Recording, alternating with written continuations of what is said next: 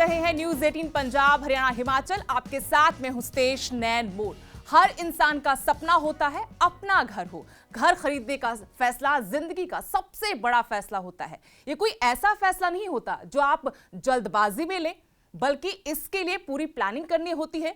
आपके मन में भी घर खरीदने को लेकर कई तरह के सवाल होंगे, जिनके जवाब आज आपको यहां मिलेंगे। सुषमा ग्रुप रियल एस्टेट में जाना पहचाना नाम है। सुषमा ग्रुप के एग्जीक्यूटिव डायरेक्टर प्रतीक मित्तल हमारे साथ हैं। बहुत बहुत स्वागत है आपका। Thank you so much.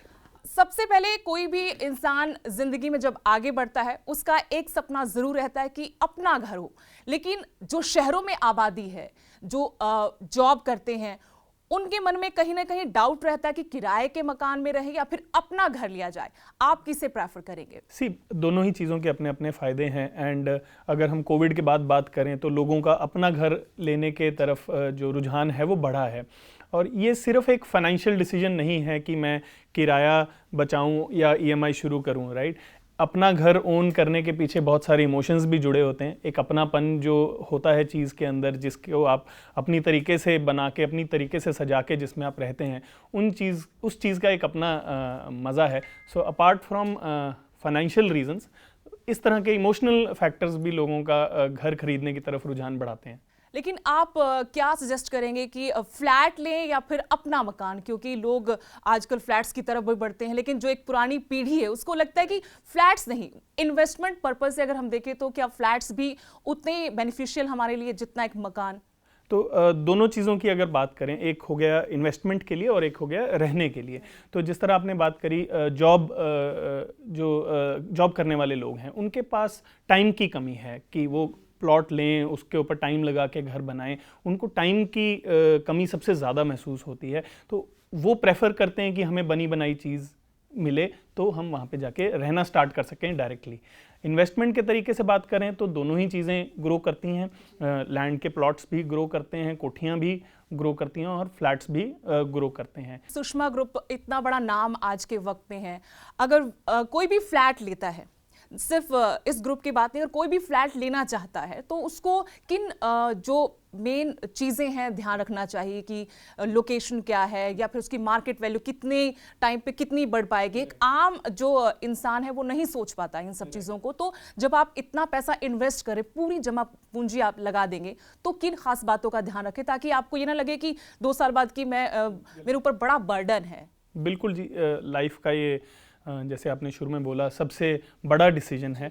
And I think किसी की भी लाइफ की ये सबसे महंगी परचेज़ होती है, उसका घर। तो उसके पीछे टाइम लगाना, थॉट लगाना और एक अच्छे से रिसर्च करना बहुत ही ज़्यादा ज़रूरी हो जाता है। सो आई थिंक कुछ चीज़ें जो लोग ध्यान रख सकते हैं, अप्रूवल्स। पहले तो प्रोजेक्ट्स की should be in place. RERA number ने वो काम आसान कर दिया है। अगर रेरा नंबर है, दैट मीन्स सब तरह की अप्रूवल्स उस प्रोजेक्ट की आई हुई हैं।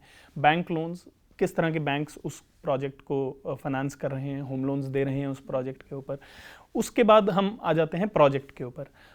आई थिंक जो इम्पॉर्टेंट चीज़ है, जो एक कस्टमर बाद में चेंज कभी नहीं कर पाएगा, वो है उस प्रोजेक्ट का लेआउट, डिज़ाइन। आपके फ्लोर के कमरे के साइजेस क्या हैं, प्राइवेसी कितनी है आपके बेडरूम्स की, या कॉमन एरिया में एमिनिटीज़ कैसी हैं। ये चीज़ें ऐसी चीज़ें हैं जो एक बार आपने अगर घर खरीदा, आप अपने लेवल पे उनको बाद में चेंज नहीं कर सकते हैं। सो ये चीज़ें खरीदने से पहले आपको ज़रूर देखनी चाहिए। क्वालिटी एक और एस्पेक्ट हो जाता है, बनाने की क्वालिटी।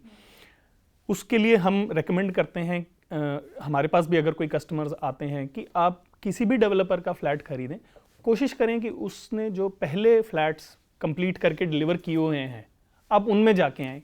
उनकी क्वालिटी, उनका जो ऑरा है, उनका जो एक फीलिंग है, वो अगर आपको पॉजिटिव लगती है, वो अगर आपके टेस्ट को सूट करती है, तो उससे आपको एक हिंट मिल जाता है कि हाँ, मैं इस डेवलपर की बनाई हुई प्रॉपर्टी को चूज़ कर सकता हूँ, मुझे इसकी क्वालिटी पसंद है।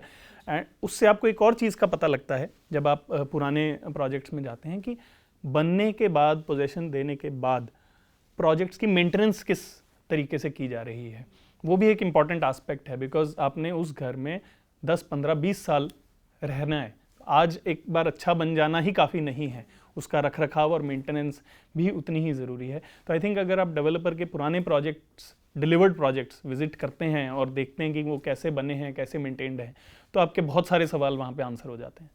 लेकिन अभी तक तो हम एक घर के सपने को लेकर बात कर रहे थे। कुछ लोग आज इंडिया में प्रॉपर्टी में इन्वेस्ट बड़े लेवल पर कर रहे हैं। तो इन्वेस्टमेंट में कुछ लोग ऐसा भी करते हैं कि लोन लेते हैं तब इन्वेस्टमेंट करते हैं, और एक टाइम के बाद उनको कहीं ना कहीं ये भी फील होता है कि लोन पर जो इंटरेस्ट है वो एक ज़्यादा मतलब मुसीबत बन गया उनके लिए। राइट।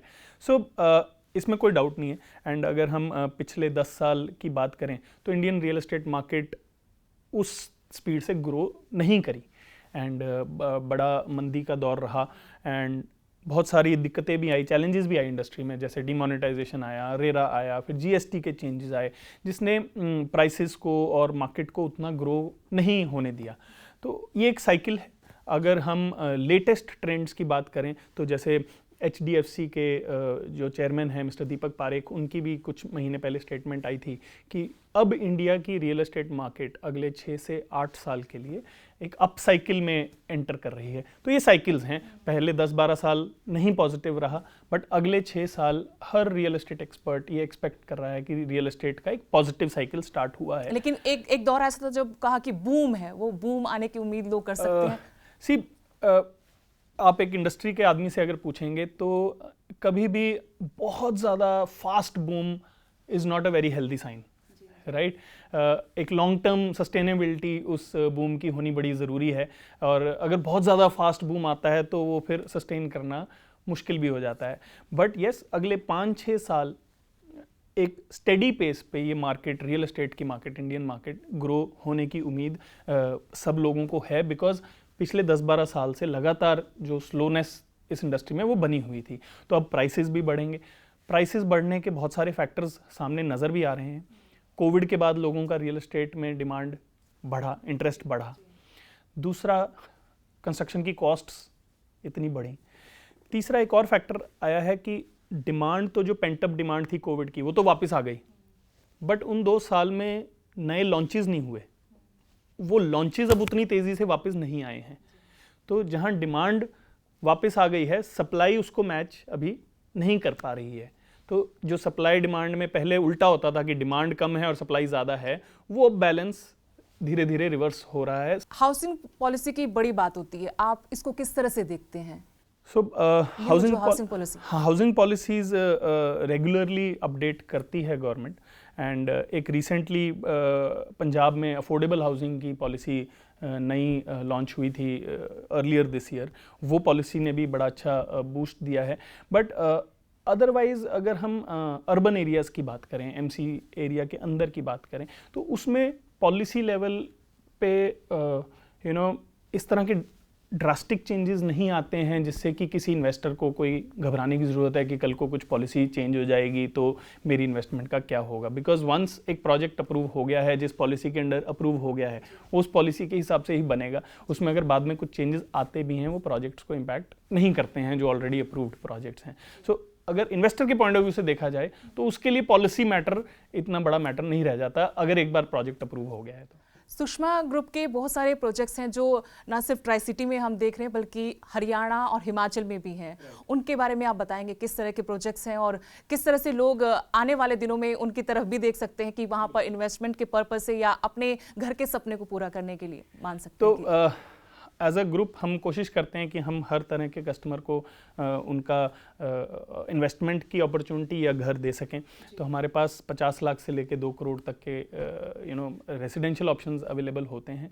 एक नया तो नहीं मैं कहूँगा, खैर रिसेंटली जिसका ट्रेंड बढ़ रहा है वो है इन्वेस्टमेंट कमर्शियल स्पेसेस में जी। तो लोग रेंटल इनकम्स जिनके बजट्स अलाउ करते हैं, जिनके पास डिस्पोजेबल इनकम्स हैं, वो रेंटल इनकम्स को भी काफ़ी पसंद कर रहे हैं। तो बड़े ब्रांड्स रिटेल सेक्टर में रिलायंस, KFC, लाइफस्टाइल, इस तरह के ब्रांड्स हमारे साथ हमारे प्रोजेक्ट्स में आ रहे हैं जो कि हमारे इन्वेस्टर्स को रेंटल इनकम की अपॉर्चुनिटी देते हैं।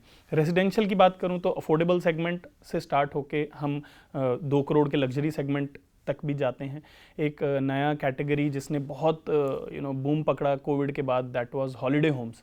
लोगों को कोविड के बाद हॉलिडे होम्स का चार्म बहुत ज़्यादा आया। तो अगर मैं इंडिया लेवल पे बात करूं, बीच प्रॉपर्टीज़ और हिल प्रॉपर्टीज़ दोनों ने ही बड़ी अच्छी डिमांड देखी है। अनफॉर्चुनेटली यहाँ पे हमारे आसपास बीच तो नहीं है, बट हिल्स हैं एंड कसौली का बड़ा चार्म है. So we had launched a property in Kasauli which saw huge demand and अब वो ऑलमोस्ट सोल्ड आउट है, तो हम एक नया प्रोजेक्ट भी वहाँ पे लॉन्च करने की प्लानिंग कर रहे हैं. ट्राई सिटी में कुछ साल पहले तक, अगर 10 साल पीछे जाएं तो ऐसी हाई राइज बिल्डिंग्स देखने को नहीं मिलती थी. ये एक बड़ा चेंज आया है और यूथ जो है, नई पीढ़ी जो है, वर्किंग है, पैसा भी है और वो चाहते हैं कि एक सुकून की अपनी प्राइवेट लाइफ हो. एक तो ये एक तरह के लोग हैं. दूसरा कि जो पुराने लोग हैं उनमें गैप है.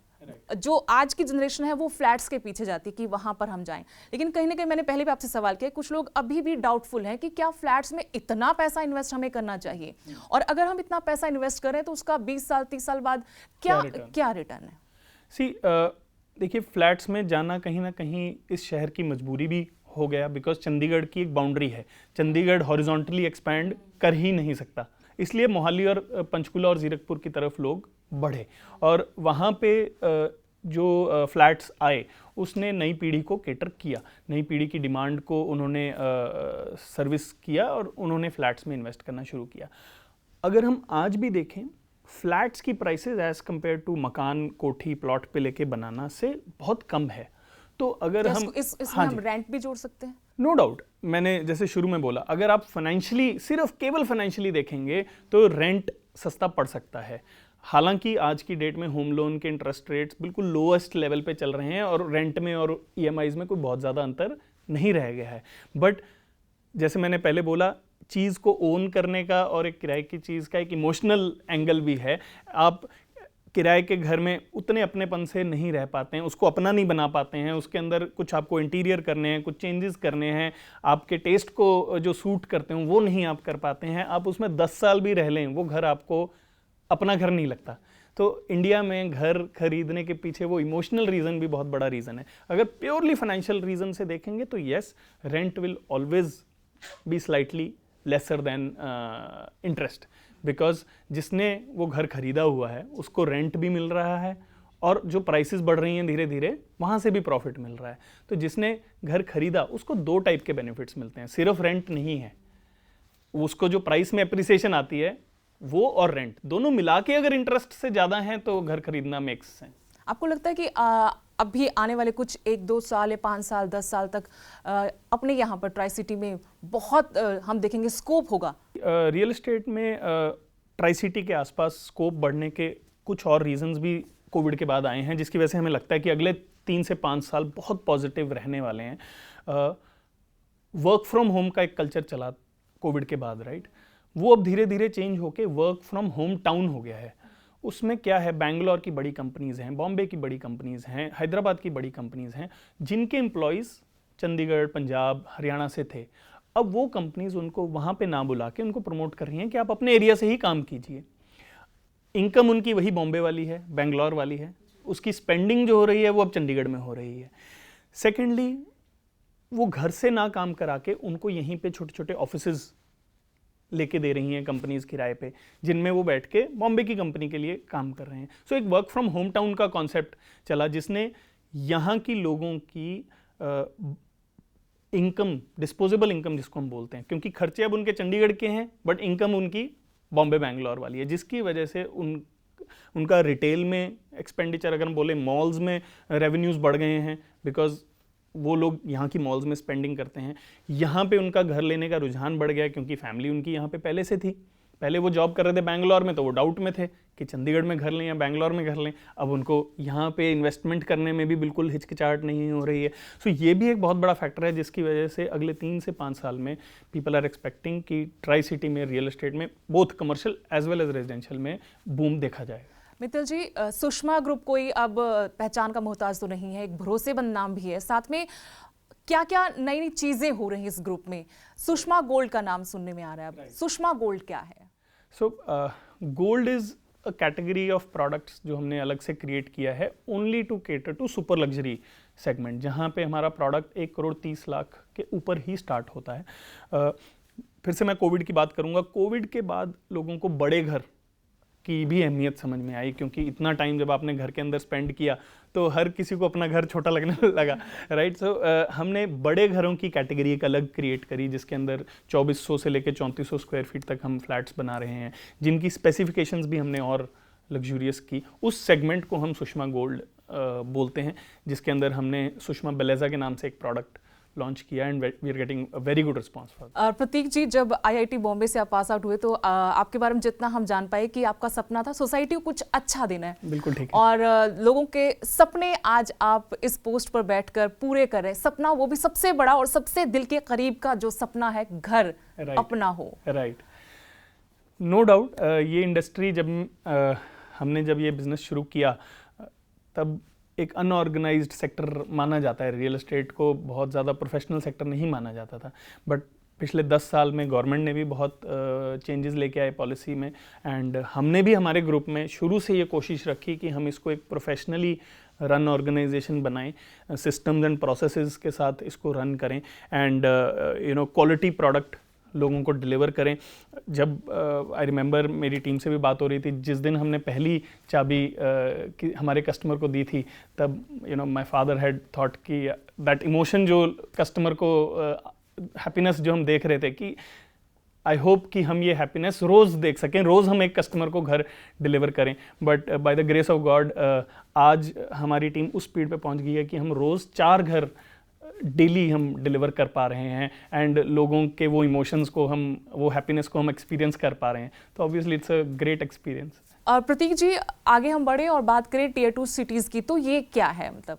तो जैसे चंडीगढ़ एक टियर 2 सिटी है, और रियल एस्टेट सेक्टर में जब भी हम इंडिया लेवल पे डिस्कशन करते हैं तो यूजुअली दिल्ली, बॉम्बे, बैंगलोर, चेन्नई, इस तरह की सिटीज़ को ही आज तक लोग ज़्यादा इंपॉर्टेंस देते रहे। बट पिछले 1-2 साल में ये ट्रेंड अब चेंज हो रहा है। इवन बड़े इन्वेस्टर्स जो प्राइवेट इक्विटी फंड्स होते हैं, वो भी अब टियर 2 सिटीज़ की तरफ अपना रुझान दिखा रहे हैं। तो जैसे आपने पूछा था कि चंडीगढ़ में अगले 3-5 साल में क्या बूम नज़र आ रहा है, तो उन फंड्स को भी नाउ दे आर सीइंग कि यहाँ पे ग्रोथ अच्छी आएगी। कुछ महीने पहले सुषमा ग्रुप ने भी मोतीलाल ओसवाल ग्रुप से 100 करोड़ का इन्वेस्टमेंट जनरेट किया। इस तरह के बहुत सारे बड़े फंड्स हैं जो आ रहे हैं टियर 2 सिटीज़ में, and they are seeing a very positive growth in tier 2 cities like Chandigarh, Lucknow, Jaipur, Ahmedabad. ये जो सेकंड टियर कैटेगरी सिटीज़ हैं, यहाँ पे रियल एस्टेट का बड़ा अच्छा बूम आगे नज़र आ रहा है।